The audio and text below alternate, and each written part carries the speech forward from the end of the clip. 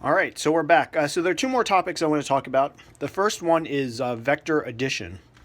Okay, so we have two vectors in component form. V is 3i plus 2j, and u is 1i plus 5j.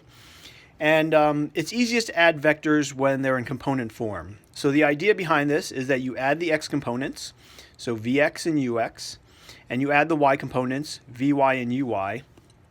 And so let's say that the sum of these two vectors, u plus v, is a new vector w. All right, it doesn't matter what they're called, just some combination vector.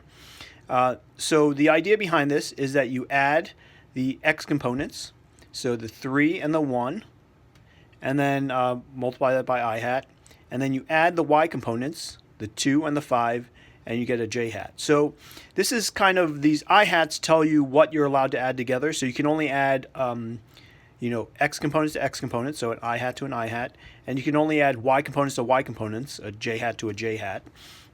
And so you get 3 plus 1, which is 4 I hat, 2 plus 5 is 7 j hat. Okay? So there's also a graphical interpretation of this, which is called the head to tail method. And what I did here is I graphed V. So V is 3 to the right and 2 up. So V has 3 to the right and it goes 2 up.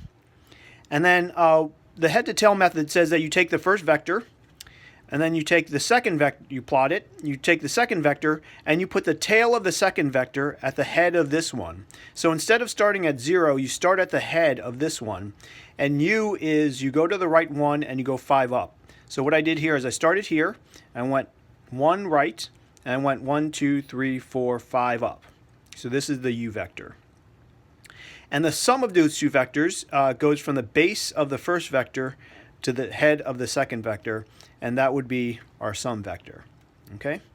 And you can see that it does indeed, this is indeed the correct answer, because when we look at this, this tells us it should be 4 to the right and 7 up. So if I start at 0, I go 1, 2, 3, 4, 1, 2, 3, 4, 5, 6, 7. That indeed gives me the length of that vector, right? So here, this one went 3 to the right, this one went 1 to the right, so you add up how far right it went. And then this one went 2 up, and this one went 5 up, so then you add how much up it goes, and that's basically what vector addition is. All right, so I think question 9 on your homework is this kind of calculation. The next thing I want to show you is vector multiplication.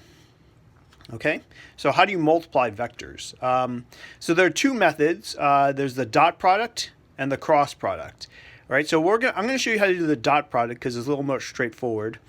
The cross product is a little bit beyond the level of this course. If you're interested, I can make another video. Actually, there are probably a ton of videos on YouTube where you can look this up. But it involves determinants, and it's three-dimensional in nature, so it makes it a little bit more complicated. But again, we have our two vectors, and we want to take the dot product of these. Now, one thing that makes dot product different than what we just did, which was addition, is that you add two vectors and you get the resultant is a third vector. But the dot product actually takes two vectors and it creates a number without a direction. So you'll see this when we do this calculation, but when we calculate the dot product, we're actually not going to have any I hat or j hats. No unit vectors, because the dot product does not give you a direction. Okay, so a dot product just creates a number with no direction, so you shouldn't have any I hats or j hats in your answer for this.